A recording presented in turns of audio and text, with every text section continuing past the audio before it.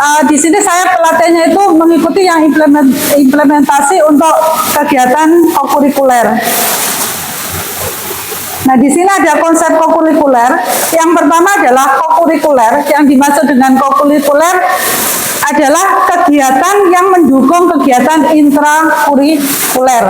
Jadi, kalau Bapak Ibu guru yang selama ini dilaksanakan untuk kegiatan mapel, untuk kegiatan KBM itu adalah kegiatan intrakurikuler. Nah, di situ untuk kegiatan intrakurikuler itu kan untuk materinya. Nah, untuk mendukung kegiatan intrakurikuler adalah kegiatan kokurikuler. Jadi ini lebih nanti ke kegiatan aksi nyata. Terus di sini alurnya masuk penguatan, pendalaman dan pengayaan intrakurikuler. Untuk penguatan di sini adalah untuk dasar dalam kegiatan mendukung kegiatan intrakurikuler. Dengan cara apa? Di kegiatan penguatan ini adalah kegiatan observasi. Jadi kita melihat di lingkungan sekitar kita, apa yang akan kita gunakan untuk tema kokurikuler. Yang kedua adalah pendalaman. Ini tahap yang kedua pendalaman itu adalah untuk lebih ke konsepnya ya. Jadi di sini kita tidak mengulang, tapi kita berusaha untuk memecahkan masalah yang terjadi di sekitar kita. Terus untuk pengayaan intrakurikuler ini lebih ke penyelesaian masalah ya. Jadi nantinya diaplikasikan ke kegiatan aksi nyata. Terus ke konseptual ke kehidupan nyata. Jadi dari penguatan, pendalaman dan pengayaan langsung kita diaplikasikan ke kehidupan nyata.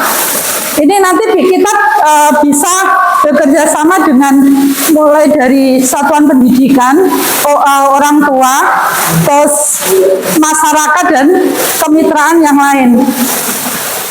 Kompetensi 8 dimensi profil lulusan. Nah, di sini kita bahas dulu untuk yang konsep kokurikuler tadi sudah saya jelaskan bahwa kegiatan yang untuk mendukung kegiatan intrakurikuler. Terus ini pentingnya kokurikuler adalah memberikan ruang hidup bagi pembelajaran mendalam. Ini bukan hanya kepada murid tetapi untuk satuan pendidikan juga ya. Ini karakteristik. Jadi untuk kegiatan kokurikuler tujuannya adalah untuk mengenalkan siswa itu dalam kehidupan nyata. Jadi apa yang ditemui di masyarakat atau di lingkungan sekolah itu nantinya dipelajari oleh siswa. Itu yang di sini adalah dibimbing oleh Bapak Ibu guru yang nantinya anak-anak itu bisa langsung terjun ke dalam masyarakat. Nah, ini ada 8 dimensi profil lulusan. Yang pertama adalah keimanan dan ketakwaan terhadap Tuhan Yang Maha Esa. Nah, di sini nanti pada saat Bapak Ibu itu sebelum membuat perencanaan itu kan membuat analisis. Jadi analisis nanti kita berkumpul bersama untuk menentukan di daerah di sini itu yang paling potensi itu apa yang harus kita gunakan untuk kegiatan kokurikuler. Karena apa? Untuk kegiatan ini siswa itu melakukan sesuatu yang nyaman, yang bisa mereka lakukan. Jadi apa yang ada di sekitarnya itu nanti yang sudah anak-anak itu sudah mengenal, jadi nanti bisa lebih diperdalam lagi. Jadi bisa memilih untuk keimanan dan ketakwaan terhadap Tuhan Yang Maha Esa. Inilah berhubungan dengan kegiatan keagamaan ya. Terus kewarganegaraan ini untuk cinta budaya sendiri atau identitas dan budaya, menghargai keberagaman. Ini bisa mengambil dari seni budaya ataupun kepemimpinan itu ya. Terus dalam kehidupan bermasyarakat, maksudnya untuk kepemimpinan itu kita selain di sekolahan itu kan kita nantinya bisa menjadi misalnya di kehidupan di masyarakat kita bisa menjadi misalnya ketua RT atau ketua RW ataupun kepala desa yang itu. Dimensi yang ketiga adalah penalaran kritis. Ini mengacu pada individu yang memiliki rasa ingin tahu, berpikir logis dan analitis. Ini menganalisa dalam menyelesaikan masalah. Ini bisa memanfaatkan literasi, atau kita bisa melakukan kegiatan bedah buku, atau kita membuat cerita pendek, atau kita bisa membuat puisi. Itu kegiatan yang di penalar kritis, atau kita melakukan suatu kegiatan yang membutuhkan nalar dari siswa itu untuk berpikir secara ilmiah ya, gitu. Atau kreativitas, dimensi kreativitas mengacu pada individu yang mampu berperilaku produktif, menciptakan inovasi. Nah, di sini karena sekolah kita adalah sekolah yang sudah mengikuti berbagai kegiatan inovasi. Kemarin siswa juga terlibat di sini untuk inovasi. Ada kemarin yang sudah kita lombakan ya, itu adalah Ecolab School, ada kearifan lokal, terus kemarin Wisepti yang pembelajaran mendalam ya. Banyak sekali inovasi yang dilakukan oleh sekolah kita, SMP Negeri 3 Munjungan. Itu adalah hasil dari kreativitas dalam stakeholder yang ada di sini. Kolaborasi. Dimensi kolaborasi mengacu pada individu yang membiasakan diri untuk peduli dan berbagi serta membangun kerjasama dengan berbagai kalangan di lingkungan sekitar. Jadi kolaborasi di sini ada kolaborasi dengan satuan pendidikan, dengan keluarga, dengan masyarakat, dan dengan kemitraan. Ya. Kemitraan itu contohnya kita bisa bekerja sama dengan wirausaha ya, gitu. Dimensi kemandirian mengacu pada individu yang mampu bertanggung jawab, berinisiatif dan beradaptasi dalam pembelajaran dan pengembangan diri. Jadi ini melatih kemandirian siswa. Kesehatan ini mengacu pada individu yang menjalankan pola hidup bersih, sehat berdasarkan pemahaman tentang kebugaran, kesehatan fisik dan mental. Kalau misalnya kita mengambil kokurikuler yang lintas mapel, ini yang terlibat mapel apa saja Bapak Ibu untuk yang kesehatan? Misalnya kita mengambil kesehatan IPA, ada PJOK, prakarya. Nah, untuk kita mengambil nanti lintas mapel, saya jelaskan di slide berikutnya ya Bapak Ibu. Jadi untuk kesehatan tadi bisa kita mengambil dari IPA, dari PJOK, dan lain sebagainya. Komunikasi.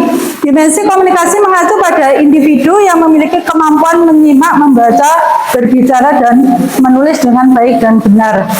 Ini contohnya apa kalau yang komunikasi kegiatannya? Kegiatan literasi dan numerasi ya, gitu.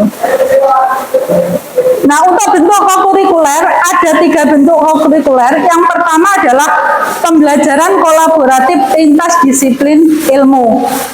Nah, di sini kita bisa menggabungkan 2 atau lebih mata pelajaran untuk membahas satu tema atau masalah. Jadi nanti kalau kita menetapkan bahwa kita mengambil kokurikuler yang lintas mapel, kita tidak kita boleh menggunakan semua mapel, tapi kita bisa menggunakan beberapa mapel. Jadi tidak perlu dipaksakan ya. Kita harus, karena di sini ada beberapa mapel semuanya diikutkan. Itu terlalu memaksa. Jadi kita kalau temanya itu cukup kita membutuhkan 3 mapel ya, kita cukup 3 mapel. Ini ya Bapak Ibu. Terus nanti dalam pelaksanaannya bagaimana? Dalam pelaksanaannya di sini itu dalam kegiatan kokurikuler yang lintas mapel sebenarnya yang utama mapel yang mengaku mapel itu semuanya masuk dalam kelas tersebut. Tapi bisa guru yang tidak terlibat di sini juga membantu. Jadi semuanya ada di ruang kelas itu. Dengan tugasnya bagaimana? Nanti bergantian menyampaikan. Oh, untuk yang tahap ini, mapel yang misalnya IPA dulu menyampaikan. IPA untuk yang mapelnya, yang misalnya kalau kita mengambil tadi yang kesehatan, misalnya kesehatan makan makanan yang bergizi misalnya ya. Itu jadi yang ada di IPA itu guru MIPA yang menjelaskan, baru nanti gantian yang guru PJOK, terus guru yang lainnya, baru yang guru yang lainnya bagaimana? Kalau ini dalam lingkup sekolah yang gurunya banyak, ya.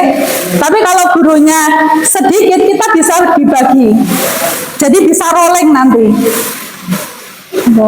Nah, untuk angkatan, untuk pengambilan yang lintas mapel ini, apakah harus sama atau harus berbeda?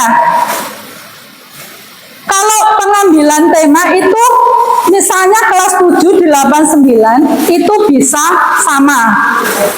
Bisa sama. Tapi bisa juga berbeda, tapi masih dalam lingkup yang sama. Misalnya kalau kita mengambil yang tadi kesehatan, ya kesehatan, cuma nanti misalnya kelas 7 mengambil yang kesehatan, yang misalnya kesehatan gigi, yang kelas 8 mengambil yang kesehatan misalnya kulit, ya misalnya itu sama, cuma beda, itu ya. Tapi bisa juga kelas 7, 8, 9 itu sama mengambil misalnya kesehatan gigi semua bisa. Terus yang kedua, 7 kebiasaan anak Indonesia hebat. Nah, di sini yang 7 kebiasaan anak Indonesia hebat atau KAIH, ya. Ini apakah bisa dijadikan sebagai tema kokurikuler? Sebenarnya ini bisa diambil, bisa tidak. Kalau diambil, kita harus ada wajib perencanaannya.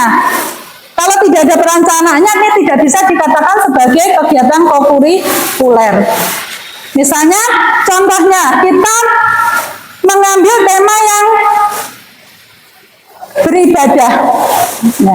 Beribadah. Nah, di sekolah kita kan juga ada inovasi untuk Madin Berseri.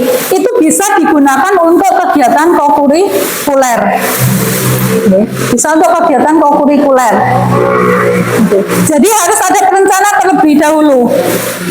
Nah, sebelum kita membuat perencanaan, kita harus membuat analisis. Ya.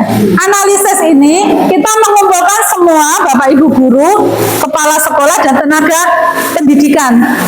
Kita bicarakan untuk yang kegiatan kokurikuler nanti kita mengambil yang bagaimana. Itu dibicarakan baru menganalisis. Oh, di sekitar lingkungan kita ini yang untuk kegiatan keagamaannya itu bagaimana. Itu baru dianalisis, baru kita membuat perencanaan. Terus untuk yang cara lain ini, kita bekerja sama dengan kemitraan. Jadi yang tidak ada di lingkungan sekolah ini, kita bisa mengambil dari luar lingkungan sekolah. Contohnya, karena di Munjungan ini terkenal dengan banyak pantainya, kita kembangkan pariwisata, ya. Jadi kita bisa bekerja sama dengan dinas pariwisata, terus bisa dengan UMKM, ya, terus bisa dengan pemerintah desa. Itu yang cara lain. Jadi untuk bentuk kokurikuler di sini ada 3, Bapak Ibu. Ada pembelajaran yang lintas mapel, 7 kebiasaan anak Indonesia hebat, dan cara lain.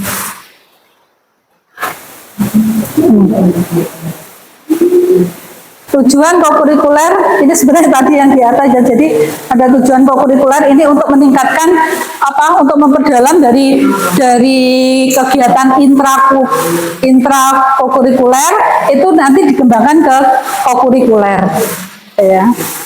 Teruja dimensi profil lulusan. Ini ada 8 dimensi profil lulusan. Ada keimanan tadi sudah saya jelaskan tadi, ya. Sebelum masuk ke sini saya jelaskan dulu Bapak Ibu, untuk sistem kokurikuler ini, ya. Untuk ini tadi bentuk kokurikuler, untuk sistem kokurikuler itu ada 3. Sistem rutin, ada sistem sistem pekan, dan ada sistem blok. Untuk sistem yang rutin itu dilaksanakan rutin, ya, melalui perencanaan agenda yang rutin, waktu yang mulai misalnya bisa bulan, bisa 1 semester.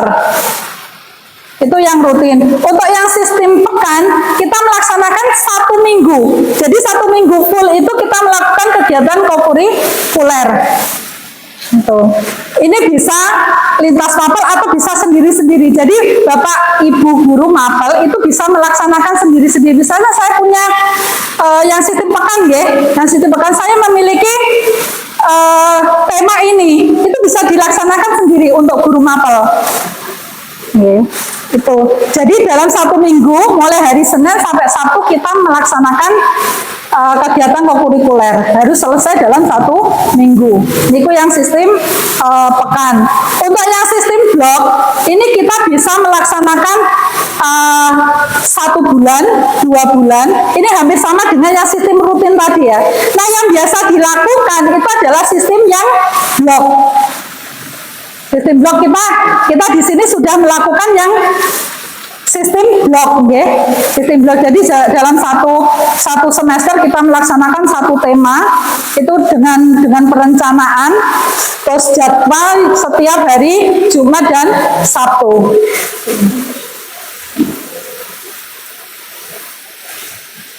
Ini kegiatan kokurikuler melalui pembelajaran kolaboratif lintas disiplin, ya. Mengintegrasikan 2 atau lebih mata pelajaran atau muatan pembelajaran, ini ya nanti yang lintas mapel. Terus tujuannya adalah membantu murid melihat keterkaitan antara ilmu sebagai upaya mengembangkan 8 dimensi profil lulusan serta memperdalam pemahaman melalui pengalaman kontekstual. Kalau kemarin yang kelas 8 ada pembiasaan makan makanan bergizi nggih Bu Ratna nggih. Nah, itu sudah dilaksanakan sebelum kegiatan kokurikuler pasti melakukan kegiatan untuk makan makanan bergizi. Itu sudah masuk dalam perencanaan nggih. Sudah masuk dalam perencanaan. Jadi sebelum melakukan kegiatan tema yang penjernihan air, kemarin kita untuk hari Jumat 1 anak-anak pembiasaan untuk makan makanan bergizi. Yang ketiga, tema yang akan digunakan dapat ditentukan oleh satuan pendidikan dengan didasarkan pada hasil analisis potensi.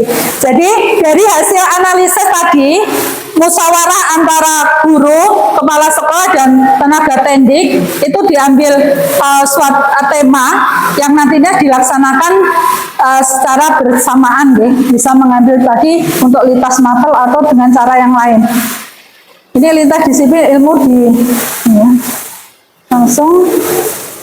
Nah ini contoh ya Bapak Ibu untuk pembuatan perencanaan yang di sini yang saya tayangkan adalah yang lintas disiplin ilmu.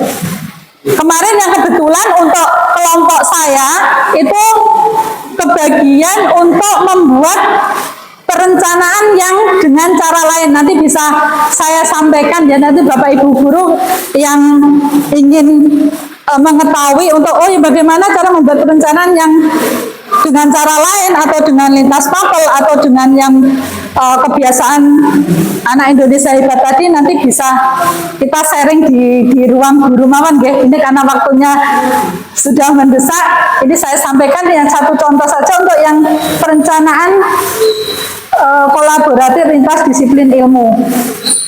Jadi bentuknya untuk seperti ini nggih. Satuan pendidikan kita mengambil misalnya SMP Negeri 3 Munjungan, kelas berapa, dimensi yang diambil. Di sini ada 3, kesehatan, kolaborasi dan komunikasi. Temanya adalah lingkunganku sehat, aku kuat. Kalau kelas 7 kita mengambil pemanfaatan limbah nggih. Pemanfaatan limbah. Terhadap pengaruh sampah terhadap ekosistem. Nah, yang ini yang IPA, bahasa Indonesia, matematika. Jadi kita mengambil 4 mata di sini. Contoh yang di sini ada IPA, bahasa Indonesia, matematika dan seni budaya. Jadi nanti setiap mapel itu memberikan mungkin ya, membuat temanya yang diambil dari kesehatan, kolaborasi dan komunikasi. Dari tema lingkunganku sehat dan aku kuat. Terus kita tentukan tujuan kegiatannya, seperti itu Bapak Ibu. Langkah-langkah pembelajarannya, mulai dari mengenali lingkungan sekitar, memilah sampah, menimbang sampah. Ini sudah kegiatan di kelas 7 ya. Yang belum menimbang sampah. Terus yang belum menimbang sampah, nggih. Kalau yang membuat poster sudah, memilah sampah nggih sudah. Untuk mempresentasikan hasil proyek, nggih. Berarti masih ada beberapa poin yang belum bisa. Ini hampir sama dengan tema yang diambil di kelas 7. Nah, ini ya untuk gerakan 7 kebiasaan anak Indonesia hebat. Bapak Ibu semuanya sudah paham ya 7 kebiasaan anak Indonesia hebat.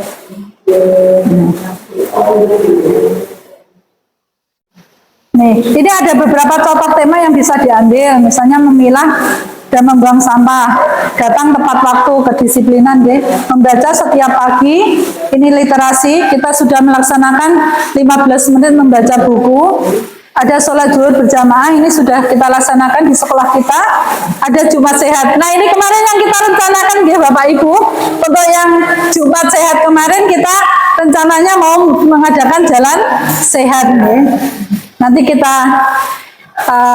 wujudkan untuk minggu depan. Ini bentuk kokurikuler cara yang lain. Jadi ini bekerja sama dengan kemitraan apa Bapak Ibu? Ini ada membatik, ada penanaman pohon. Kita berkemitraan dengan ada wirausaha, yang batik itu wirausaha, yang ini pertanian. Untuk yang batik juga berhubungan dengan pariwisata, pariwisata, terus wirausaha, ini yang pertanian. Ini bisa juga ke wirausaha, nanti hasil dari tanaman yang ditanam ini kan berbuah, bisa dihasilkan produk-produk tertentu. Jadi itu yang cara lain. Nanti Bapak Ibu bisa mengambil yang ada di sini. Kemarin kita pernah membuat gantungan kunci dari batok kelapa ya. Terus ada dari tempurung kelapa, karena di sini itu banyak sekali limbah tempurung kelapa, itu dimanfaatkan untuk kegiatan kokurikuler di sini. Kemarin yang P5 ya, kalau yang kokurikuler belum yang P5 sudah pernah melaksanakan itu. Nah, ini Menteri Pendidikan, kalau orang berpikir dan ground mindset ini berhubungan dengan tadi ya, bahwa kita itu perlu pola pikir berkembang ya, jangan pola pikir yang tetap ya. Jadi kita harus berkembang, berkreativitas, berinovasi agar nantinya kita bisa selalu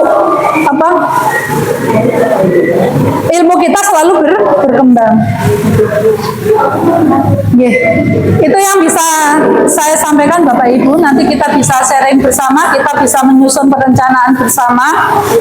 Jadi terima kasih atas waktu dan kesempatan yang diberikan kepada saya untuk menyampaikan hasil dari pelatihan saya yang selama 5 hari di Malang. Untuk kurang lebihnya saya mohon maaf. Assalamualaikum warahmatullahi wabarakatuh.